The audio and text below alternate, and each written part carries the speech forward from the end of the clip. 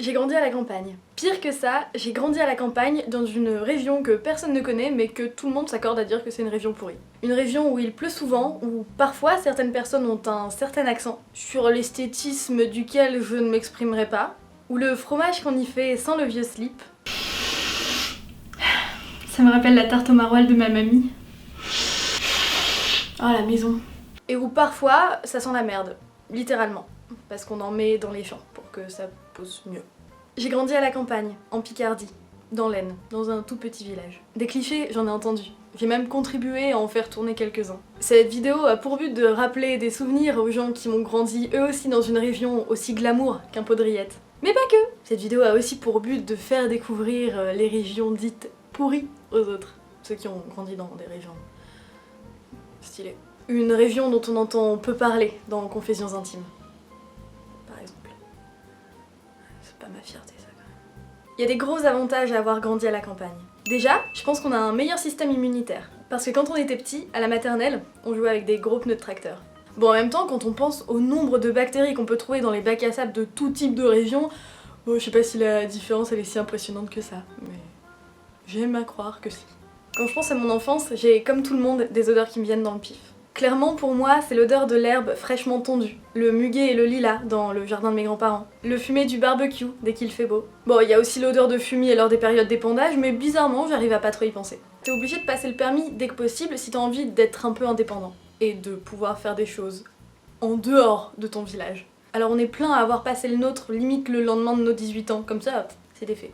Et j'ai grandi en sachant que sitôt le bac en poche, j'allais avoir mon studio à moi pour aller faire mes études dans une autre ville. Et donc très vite j'ai pris des habitudes pour être le plus indépendante possible. Je le mets dans les avantages mais je sais pas si c'est mieux, j'ai zéro élément de comparaison possible. Mais ça s'est passé comme ça et je vois pas les choses autrement pour moi. Et je me dis que j'aurais peut-être été moins indépendante et moins débrouillarde, ou tout au moins moins rapidement, que si j'avais grandi dans la ville où j'allais faire mes études et si j'étais restée plus longtemps chez mes parents. J'ai appris à m'ennuyer. Parce qu'entre le fait que tes potes vivent rarement dans le même village que toi, et que tu peux pas toujours facilement les voir, et le fait que moi dans mon cas, dans ma région natale, il pleut souvent, j'ai passé beaucoup de temps au cinéma, beaucoup de temps à lire, beaucoup de temps à écrire sur papier libre ou sur des blogs.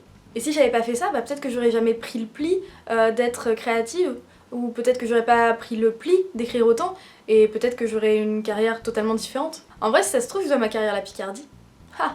Chaque fois que je parle de mes recherches d'appartement à Paris, ou même de mon appart actuel à Lille, il y a quelqu'un qui vit à la campagne qui vient me dire « Ah ouais moi pour le même prix, j'ai un château fort avec une piscine à bulles, 4 poneys, 5 majordomes et un monte-escalier Stana. » Même ça, ça me donne pas envie. Parce que clairement, je pourrais pas retourner vivre dans ma campagne même si je l'aime fort. Je pourrais pas, pour plusieurs raisons que voici. Faut prendre la bagnole tout le temps pour aller acheter le pain, pour aller chercher son McDo du dimanche, pour aller acheter des poireaux ou que sais-je, ça c'est vraiment chiant. Dans le village où j'ai grandi, il n'y a pas de trottoir partout. Et le soir, ils éteignent les lumières de la ville à 23 h. Donc la journée, c'est chiant parce que t'as tes chaussures toutes crottées après. Et le soir, c'est chiant parce que t'as tes chaussures toutes crottées après, mais en plus c'est dangereux. La qualité du wifi et la connexion internet en général.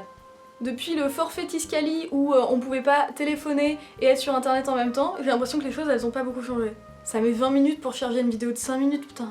Tu peux pas binge-watcher de séries, ni glander sur YouTube, ni regarder les stories de tout le monde. Même les gens qui font des stories en pointillé, ils finiraient par me manquer. Tellement, internet. Manquerait quoi. Clairement, je saurais plus quoi foutre aux toilettes. Y a pas la livraison de bouffe à domicile, et pardon, mais non quoi. Quand t'as pris l'habitude de te faire livrer régulièrement de la bouffe, quelle qu'elle soit, pardon, mais pensez au camion à pizza qui vient seulement un mardi sur 2 sur la place de la mairie, impossible. Je pourrais pas. Je peux pas. Ça irait à l'encontre de la spontanéité de mon appétit. Ce serait au-dessus de mes forces sur le long terme. J'y peux rien, je suis une fragile au niveau de mon confort. Ah non mais clairement moi s'il y a une apocalypse zombie, partez sans moi hein. Laissez-moi derrière. Déjà que je casse les couilles à tout le monde parce que je peux pas manger de boboune et que la 4G est pas top à la campagne, au bout d'une semaine. Alors si en plus je me fais courser par des macabées qui ont des lambeaux de peau qui pendent façon escalope de poulet... Non. Laissez-moi mourir dès le début. Être coincé derrière un tracteur sans possibilité de doubler sur les petites routes de campagne, parfois plusieurs fois par jour, je vais te dire ça me ferait déménager en 2-2. En plus quand j'étais petite j'avais peur des tracteurs, je pense que j'ai des restes. Genre j'avais vraiment peur. Si j'étais en train de jouer dans le jardin et que j'entendais au loin qu'il y en avait un qui s'approchait, je rentrais dans la maison en pleurant et en hurlant. Donc vraiment pour l'apocalypse zombie, là deuxième preuve, laissez-moi. Le point, c'est tous des bofs. Ça, c'est un truc que j'entends souvent et qui a tendance à me... voilà. Ah, ça m'agace. Ce truc, ce serait que les gens qui viennent de ma région natale sont des beaufs. Bah je vais pas vous mentir, ça m'emmerde un peu parce que ça pue le jugement et la condescendance. Et j'aime pas ça. Mais après, je relativise et je m'en fous parce qu'en vrai, on est tous le beauf de quelqu'un. Il y a des gens pour qui être beauf, c'est me décrotter le nez en même temps. Fais sortir tes doigts là. Péter toutes les 4 secondes. L'épilation du cul. Le P vaginal est une émission d'air provenant du vagin et faisant un bruit de P. Le cul, quoi. On va pas se mentir, je suis forcément beauf aux yeux de quelques personnes. Je fais des blagues de P, j'ai un humour pas toujours très fin, je fais des vidéos sur l'épilation de l'arrêt, j'utilise des expressions de derrière les fagots telles que expression de derrière les fagots. Et j'avoue, hein, moi aussi je trouve que j'ai un petit côté beauf. J'en joue un peu aussi, on va pas se mentir. Mais bon bah, moi je sais que j'ai une autre définition de la beaufrie et elle ressemble vachement plus à celle que j'ai trouvée sur Google. C'est-à-dire un homme peu cultivé, vulgaire, étroit d'esprit et phallocrate. Ce qui veut dire sexiste. Et ouais, vraiment, j'ai pu le constater pendant mes quelques années de vie. L'étroitesse d'esprit, c'est un truc qui me hérisse le poil. Pas être ouvert aux autres, ne jamais faire preuve d'empathie, rien faire pour mettre les gens à l'aise, bah je trouve que c'est vraiment manquer de finesse humainement parlant. Du coup, voilà, ma vision de la beaufrie, c'est pas la même vision que le voisin.